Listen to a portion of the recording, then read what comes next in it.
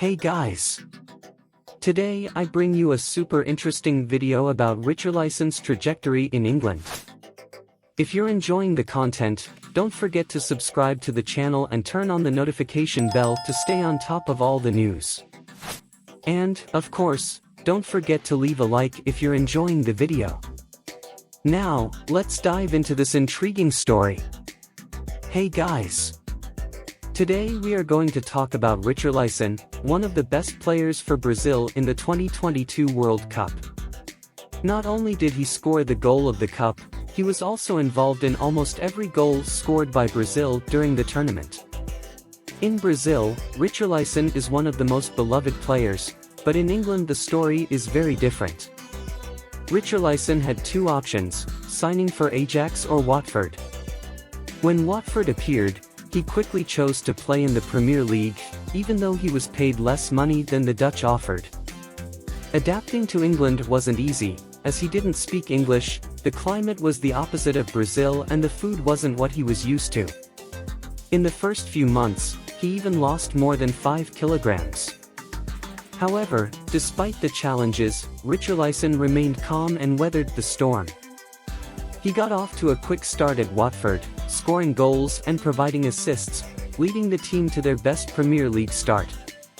Everton became interested in the player, but initially wanted Watford manager Marcos Silva. Negotiations did not progress and this set off a series of events that saw Richarlyson become the most hated man in England. After this, Richarlyson's career in England began to decline. He went 6 months without scoring a single goal, yet he was signed by Everton for over $60 million. He continued to play well for the Brazilian national team, but at Everton his form was not the same.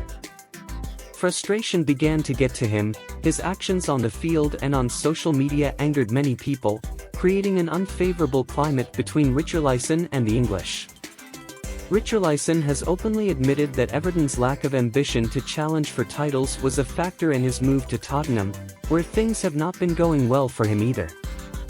He has struggled with injuries and so far has scored just 2 goals in 18 appearances.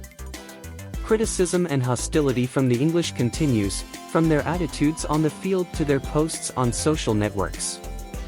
Richarlyson has been involved in controversies, such as pushing an opponent during a game against Arsenal and ignoring a friend's greeting from the opposing team. These attitudes and their behavior led to further criticism and cancellations by the English. So why has Richarlyson become so hated in England? He is seen as a completely different person when he plays for English clubs compared to his performance for the Brazilian national team. His personality doesn't sit well with many Britons and he hasn't lived up to expectations at the clubs he's played for. Will he one day be able to reach the same level of performance in English clubs or will he just be remembered as a national hero?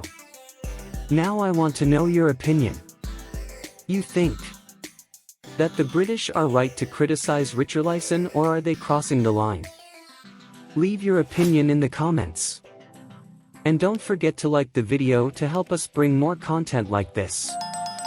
If you haven't subscribed yet, subscribe to the channel and turn on the notification bell so you don't miss our next videos. A big hug and until next time.